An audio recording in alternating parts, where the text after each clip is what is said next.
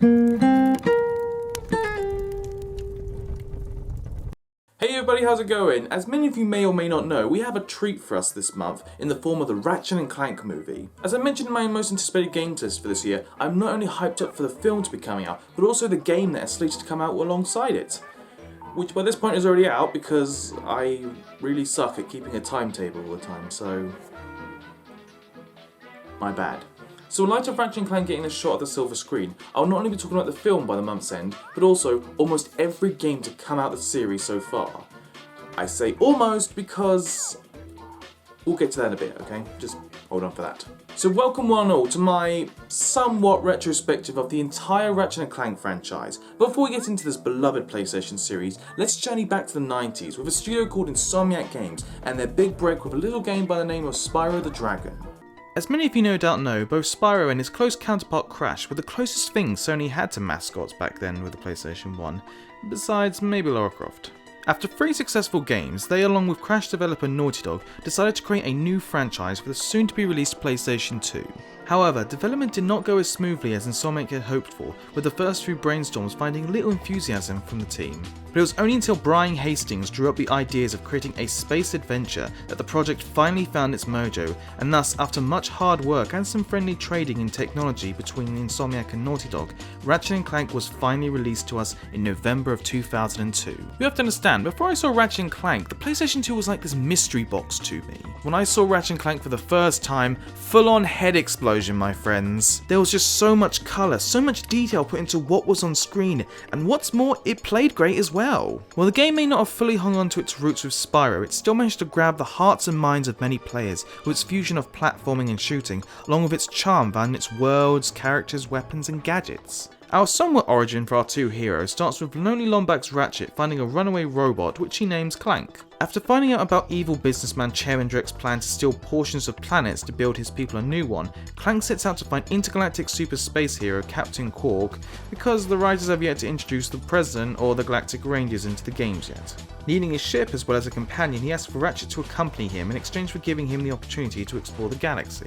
As the two journey from world to world, they come into contact with various and mostly oddball characters who offer up infobots that unlock new planets, as well as various gadgets, so long as you've got the bolts to pay for them. Oh yeah, in case you didn't know, the game's currency comes in the form of bolts. Get it? Because it's called Ratchet and he's got a wrench?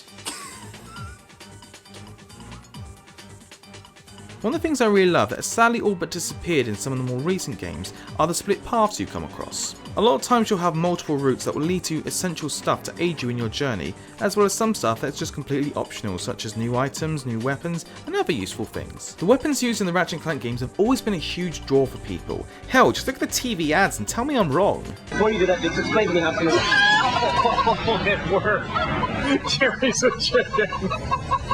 Go! Oh, way off. You missed it. My bad. Don't turn it all the way out. Hey! Dude! I thought you knew how to work that thing! Is that him? That is a plane! I will say, however, that in comparison to later games, most of the weapons used in Ratchet & Clank 1 are nothing to go wild about, but there are still some very memorable ones that have left their mark on the series, like the Morph Array that transforms enemies into chickens, the Visibomb gun that lets you self-guide missiles, the Suck Cannon that, well, speaks for itself, and of course the highly expensive but almighty Rhino, code for Rip ya a new one.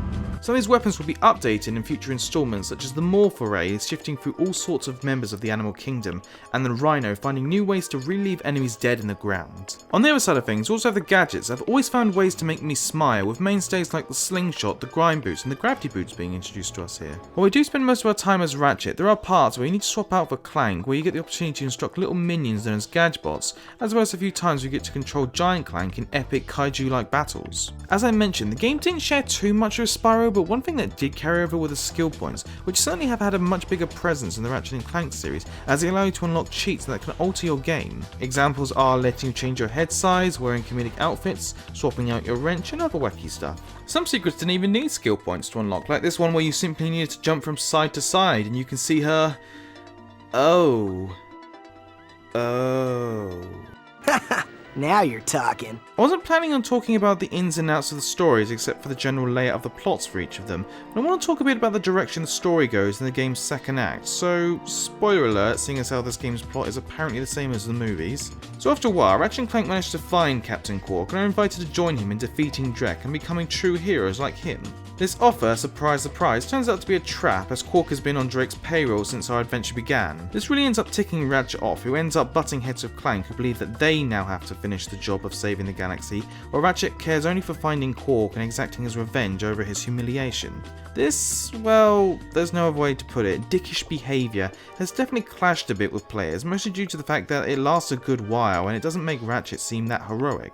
Except that Ratchet never really was a hero when he started out, he only really aided Clank because he needed a way to get off his planet. When his icon of what a hero was offered him the chance to be the one on the poster, he leapt to the opportunity only to be betrayed and have his perception of a hero flipped to nothing but a con artist. Of course, he finds out that his revenge may have very well gotten in the way of them saving people's lives when he learns that a planet was attacked while they were out searching for Quark. So to be honest, this flaw in the game's story that people have is kind of a positive in my eyes. Anyway, in the end the game sold plenty of copies as well as ranking up tons of critical praise. It was clear that Sonic had found its golden goose.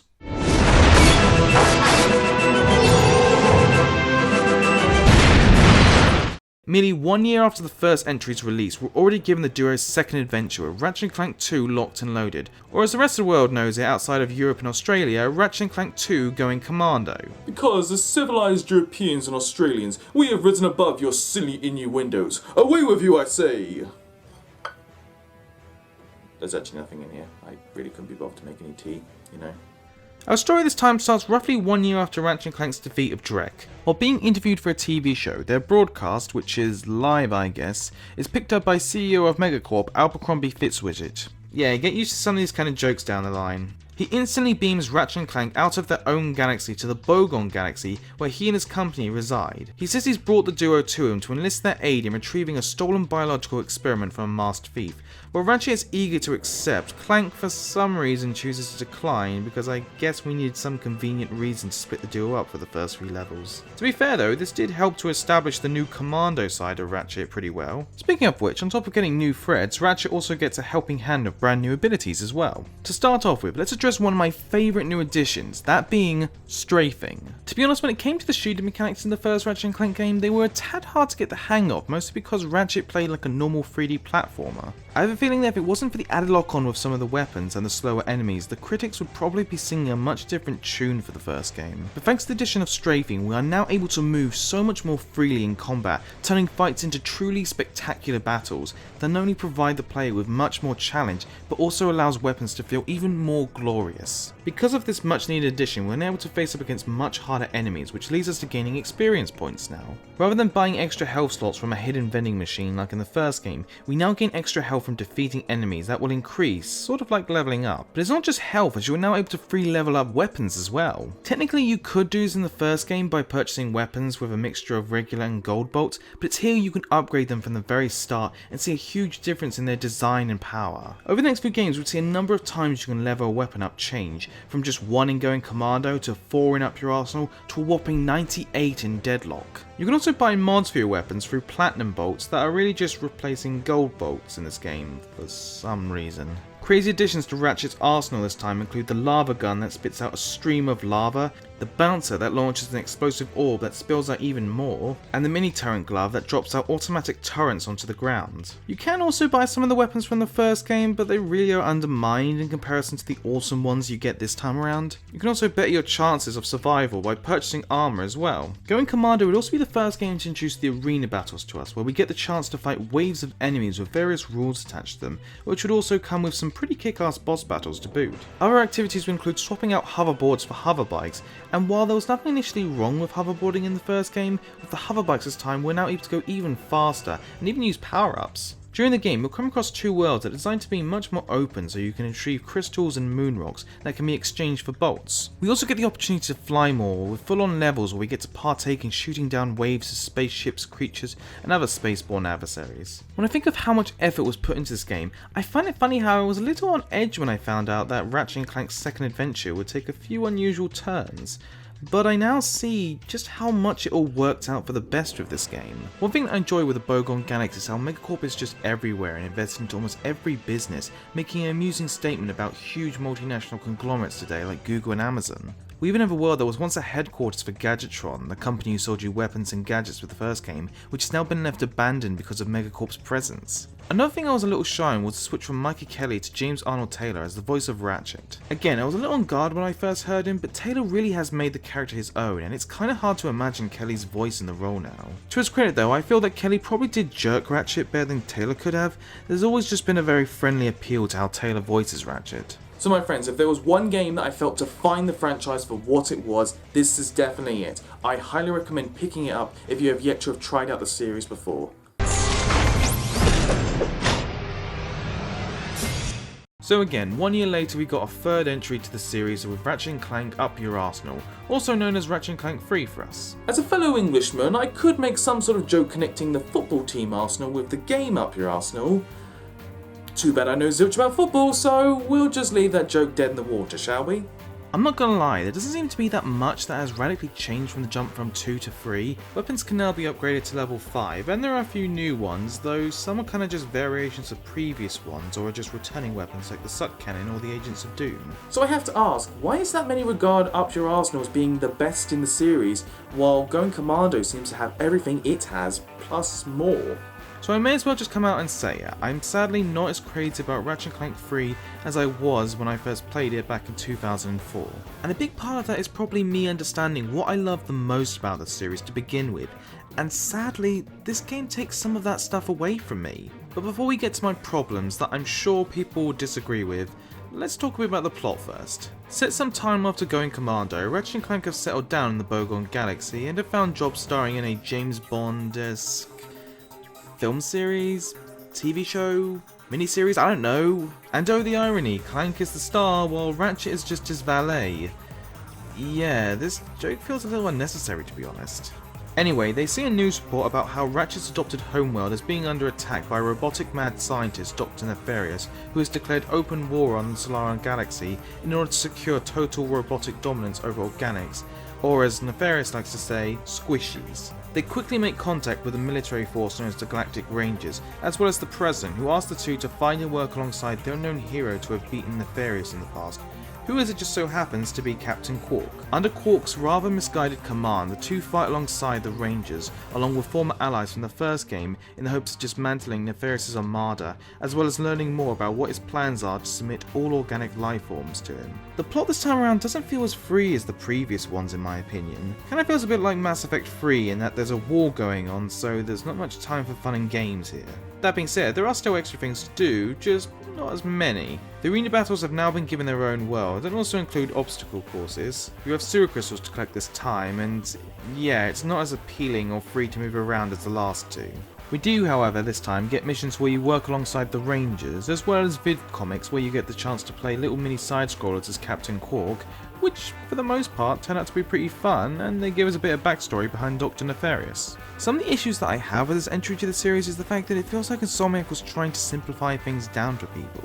There is very little times we get to pick out which split path we like to take, and we don't even spend our bolts to unlock new planets or gadgets this time. We only get 2 new gadgets in this game that haven't been used in previous ones, the Refractor which has you moving lasers around, and the Warp Pads which you will use a mere 2 times in this game. Look, I'm in no way condemning this game in any way, it just feels a little bit off to me, that's all. Up Your Arsenal was also the first time the series introduced multiplayer with both split screen and online, and really, I only remember me and my brothers playing it like 2 or 3 times, and I never showed any interest in the world of online around that age. They did technically allow you to play online in the HD remake of the game, but I sadly never got around to it, and by now, I don't really expect there to be many people playing it. Speaking of which, I want to take the time to talk about an issue over the HD remake of Up Your Arsenal that I had with my version of the collection. You see, to make up for the loading times, Insomniac would cleverly have clips of your ship flying in space as you would jump from planet to planet. And you know how we like our spaceships to be all whoosh and pew? Well, whoever was in charge of porting the sound effects at Idle Minds, the studio who ported the game, needs a slap at the back of the head because the audio is straight up broken in these scenes. Every time I went from one planet to next, I would always hear the wrong sound effects for that shot. I know it sounds like nothing, but seriously, did no one check this? But hey, mistakes are made all the time, and it's not like we live in an age now where we can send people data to fix these issues. Overall, I don't really have any jarring issues with this game. It's just, as I've gone older, I've realised some of the problems I have with it, and I don't know, it's kind of affected me a bit, to the point that I am questioning as to how much I will play this game in the future. Moving along now to Ratchet Clank's 4th year with their 4th game, Ratchet Deadlock, also known as Ratchet Gladiator. Around this time, the PS3 was about a year away from its first release, and Insomniac was going to have to fight the uphill battle of trying to release 2 games within the console's first year. Yet they were still determined to keep the Ratchet Clank train moving, so both they and Naughty Dog opted to make their games smaller and simpler, but of course still at a full price because I'm pretty sure they knew we'd buy anything with their names on at this point. Well, Naughty Dog would take influence from its 4th Jak game from its driving segments used in Jak 3. Insomniac would expand on its gladiatorial arena battles while also merging its ranger mission structures to create a much more darker setting for our heroes. Our story this time has our heroes captured by an evil TV show by the name of Dreadzone, who are stationed on the far reaches of the galaxy. The show has apparently been kidnapping heroes to use them in their gladiatorial contest, sort of a mixture of Running Man meets Dead Man Wonderland. Unable to decline or risk getting their heads blown up, Ratchet must compete to win their freedom by fighting through various challenges on planets, while also facing off against the Dreadzone champion team, the Exterminators. I'd be lying if I said I wasn't disappointed in the effort that was put into the story, but I guess now I've accepted it for what it is. A big dumb action movie. Now, because platforming has been majorly cut down so as to focus on combat more, whenever you are wielding a non-melee weapon you are always locked into strafing. This is something that feels like it would fall flat on its face, but surprisingly, I have very little issue with this decision. There's a real smoothness to how you move around during firefights that helps to keep them interesting. For the most part. There were a few moments with platforming where I found it difficult to determine where to land, which led to a few missteps here and there. Ratchet Gladiator also marks the first time the duo are split up for the entire game, with you instead being aided by BattleBots Red and Green. Besides trying to fill in the empty void left by Clank, they also do most of Ratchet's handiwork, like opening up doors, firing remote grind rails, and even taking over bulk cranks for you. You can also play co-op in the campaign for the first time, with player 2 taking control of a half Ratchet, half Clank hybrid. One of the things that really makes this game feel so basic to me is the pacing. In the previous games there was a real feeling of freedom in how you explore and progress through worlds, even with the 3rd one. Here it's just do set mission and then move on to the next one. At least Up Your Arsenal had other things like collecting stuff or playing the vid comics. Here the most we get is the occasional pick of which out of 2 worlds we want to do first. Even the skill points this time have been diminished to just killing set number of enemies with set weapon or mod. Oh yeah, I should probably talk a bit about the addition of mods. Basically, because they probably didn't want to repeat themselves with some weapons this time, they simply added mods to make the weapons feel more special to us. These include such effects as shock, acid, freeze, morphing, and brainwash. While I was constantly switching out mods of one another, they never really made the weapons seem more memorable to me, with the exception of the Dual Vipers, the Scorpion Flail, and the Harbinger. You can probably guess the story is just as benign as you'd expect. It never feels like the story takes any turns, it's just stuck on one straight path all the way through. It also feels like it's trying to be too dark and edgy this time around.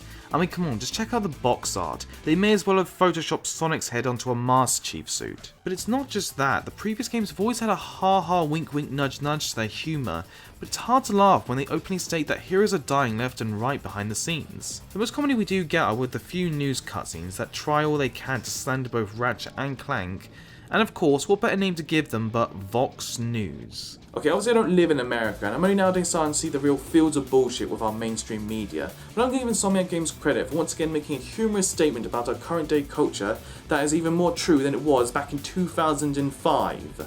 If there are any other positives I can say, I will admit that unlike most Ratchet & Clank games, the first few weapons you get don't end up feeling very redundant by the game's end, which is very handy when you're trying to throw everything you can at that final boss. Also, I found the vehicle missions to be surprisingly entertaining this time, more than they were in Up Your Arsenal. Overall, this game isn't bad, it's just missing that Ratchet & Clank charm we're used to. If you want to see what happens when Insomniac Games takes a Ratchet & Clank game and turns it into a Michael Bay movie, then here it is. And I don't necessarily mean that in a negative way. But yeah, I also do mean that in a negative way. Ratchet and Clank size matters. So in 2005, Sony released the PSP to the masses, and one of its selling points was how it was apparently on par with the PlayStation 2, which by this point was about to enter its twilight years to be switched out for the PlayStation 3. Naturally, Sony had plans to have many of its popular PlayStation franchises make appearances on the handheld, and of course Ratchet Clank was one of them. However, because of Insomniac's busy schedule, they instead passed the job over to High Impact Games, who in the end provided us with Ratchet Clank Size Matters. The story this time around has Ratchet Clank attempting to rescue a little girl who is somehow involved in a mysterious microscopic species called the Technomites. As you expect, things don't turn out the way they do, and so on so on. There is a subplot about Quark searching for his long lost parents, but for as much as it's brought up, it's never really amounts to much until the very end. If you can't tell, this game really isn't that long, which isn't necessarily always a bad thing so long as you're having fun the whole time. A pity then that fun is something that I found really hard to come by in this game. The game does its best to duplicate the fast action-paced gameplay from the previous games into the much smaller screen of the PSP, but in all honesty, it feels really lackluster when I try to compare it to the previous games. Before I really get into my bitching, let me say that the PS2 port of Size Matters was noted for various issues that apparently weren't in the original PSP version, but I find it really hard to believe that many of these issues were not also present there as well. For example, the enemies. Dear God, the enemies will just not die. From what I can only assume, the people at High Impact realise they won't be getting the usual enemy count on such a small screen at once. So to rectify this, they flew up their arms and just made them take longer for us to kill. This really undermines the game's weapons due to them feeling like they have barely any effect on enemies, which really ends up messing up the amount of weapon experience you get because you have to kill the enemies if you want those XP points to be earned. On top of that, because this is of course a PSP game, the camera can be so frustrating to control, and for God's sake, let me zoom out a bit! All that really impressed me was that the grinding was a bit more challenging this time around, as well as some Star Fox-esque shooting as Giant Clank. I guess I could give some credit to one level that has you controlling Ratchet while he's dreaming, but good lord, this level starts to hurt my eyes after a while. The game also tries to work in a ton of missions like a zero-G version of hoverboarding, a Robot Wars-like battle arena with Clank, and a Lemming-style game involving Gadgebots. One final bit I want to bring up is kind of a spoiler, but do you really care? On one of the last worlds, we have to chase down the little girl who was literally being driven by the Technomites. As we catch up to her, we're then suddenly running away from her as she tries to gun us down in a crop duster styled spaceship, which then transforms into a crop mower, all with no music playing at all by the way. Only for us to jump off a cliff onto a platform, we have to dodge falling rocks for a bit, then attempt to finish her off without getting hit 3 times, only for us to then jump right into a level where we're shrunk down inside Clank's body. This entire segment encompasses every problem I have this game. Events feel pointless, difficulty spikes make every battle feel like a chore, segments are stitched together in the most uncohesive way imaginable, dogs and cats living together, mass hysteria! So yeah, this got to me a bit, so much so that I made the choice not to turn these videos into a complete look at the series. As I mentioned, this was almost going to be a full list of all the Ratchet & Clank games, as I assumed that I would have missed out High Impact's second Ratchet & Clank game, Secret Agent Clank, because as I said, I sadly have no PSP or Vita to play it on. That wasn't until I found out that they did in fact port the game to the PS2 as well in 2009. And yes, I could have wasted £12 just so I could see for myself if anything was of worth mentioning, but after playing Size Matters, I chose to leave that door closed, so I apologise. And with that said, I think we'll end part 1 off here, people. I have to apologise, I was hoping for these videos to lead up towards the film's release, but as I mentioned, my last video took a bit out of me, so I was a bit behind schedule, sadly. If you like, you can subscribe for even more videos, and you can check me out on Facebook and Twitter. Thanks again, guys, and hey, be seeing you around.